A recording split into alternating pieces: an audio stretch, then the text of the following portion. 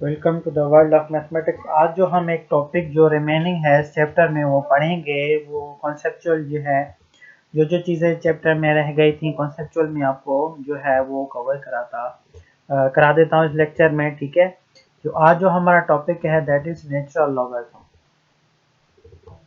Natural natural logarithm, this is our topic that we need to cover today. ठीक है, natural logarithm जो है आप हमने पढ़ा है कि लॉगरिथम क्या होता है। अगर हमारे पास है ax is equal to Y, तो उसका लॉग क्या होता है, log of A Y is equal to किसके बराबर हो जाता है, x के बराबर हो जाता है। ठीक है, एंड कंडीशन हमारे पास क्या होती है, y should be strictly greater than 0, a should be strictly greater than 0 and a should not be equal to 1। ठीक है, तो ये हमारे पास जो कंडीशन होती हैं। ठीक है, और जो है इन कंडीशन को हम लॉगरिथम में फॉलो करते हैं।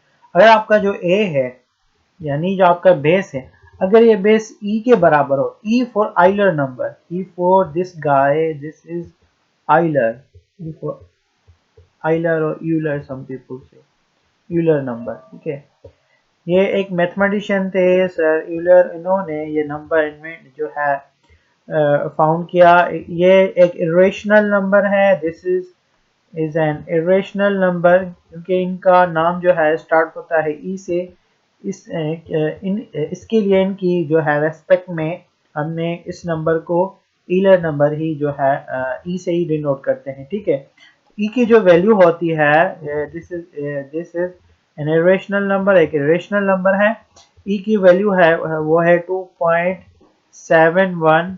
ठीक है, 8 एंड सो ऑन, और उसके अलावा भी इसकी वैल्यू जो है उसके अलावा भी आगे इरेशनल नंबर जो है रिपीटेड भी नहीं होता और कहाँ जो है स्टॉप भी नहीं होता। ठीक है, तो ये जो हमारे पास यूलर है, इन्होंने इनका कॉन्सेप्ट दिया था। ठीक है, तो वो जो है लॉगरिथम जिसका बेस ई हो उसको क्या कहते हैं, ईलर जो है उसको हम नाम देते हैं नेचुरल लॉगरिथम, यानी वो लॉगरिथम जिसका बेस ई हो उसको कहते हैं नेचुरल लॉगरिथम। तो अगर आपके पास क्या हो, log of E A is equal to Y, तो नेचुरल लॉगरिथम को हम बेसिकली डिनोट करते हैं मैथ्स में ln के फॉर्म में। ठीक है, तो अगर हम लिखें ln, तो उसका मतलब होता है वो नेचुरल लॉगरिथम। तो इसको जिसका बेस e हो तो उसको ln लिखते हैं, और ln a is equal to Y. तो ln जब लिखें तो अंडरस्टूड है इसका क्या है, बेस क्या है इसका बेस है e,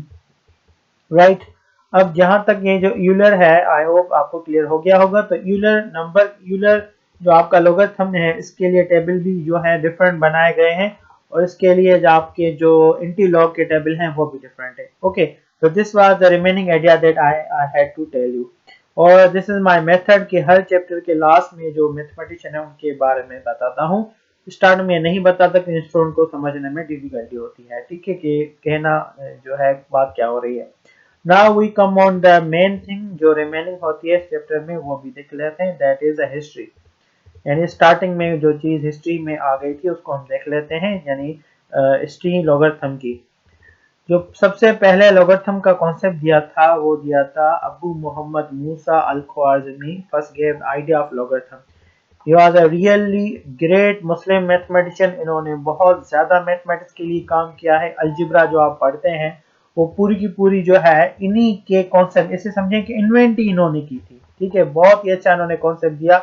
इनका बुक लिखा हुआ अलजिब्र वल मुकाबला, उस बुक में इन्होंने बहुत सारे कॉन्सेप्ट दिए हैं कि ऐसे समझे दुनिया अलजिब्रा की जो है दुनिया में इन्होंने इनकलाब बर्पा किया था।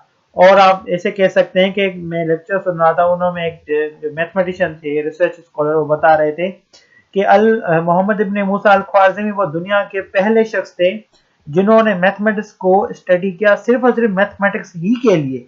ठीक है, यानी उससे पहले जो मैथमेटिशियन थे वो मैथमेटिक्स को स्टडी इसलिए करते थे कि उनको किसी न किसी तरह का यूज करना होता था।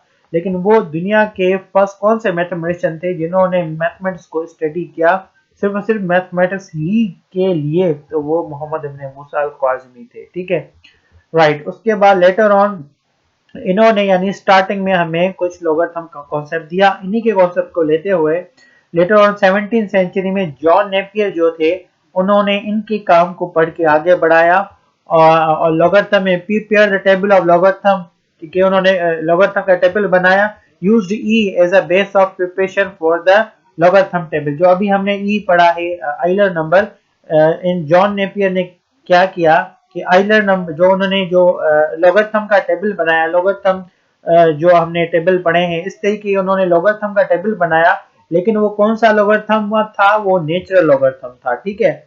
उसके बाद देखें जॉन नेपियर ने एक न्यू काम किया कि हमें नेचुरल लॉगरिथम की बुनियाद पे लॉगरिथम समझाया, उसके बुनियाद पे उन्होंने अभी टेबल उस जमाने में टेबल बनाया।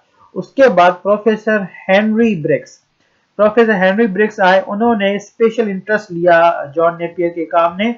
उन्होंने क्या किया, he prepared the logarithm table with the base 10। John Napier जो थे उन्होंने लॉगरिथम टेबल बनाया जिसका बेस था 10, ठीक है।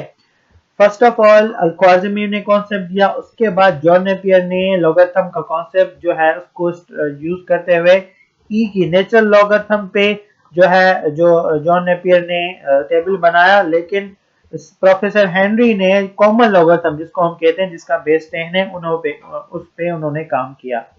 उसके बाद जब लॉगरिथम तो आ गया, लेकिन एंटी लॉगरिथम की भी जरूरत पड़ी, तो उस पे काम किसने किया, जॉब्स, इनका नाम है जॉब्स बर्गी मैथमेटिशियन थे। उन्होंने जो 1620 में एडी में इन मैथमेटिशियन ने जो है एंटी लॉगरिथम जो है उसका कॉन्सेप्ट दिया और उसका फिर उन्होंने जो है टेबल भी प्रिपेयर किया, ठीक है। So this was a little story related to logarithm, ठीक है, that you should know, and I hope you have got cleared all the ideas related to this chapter.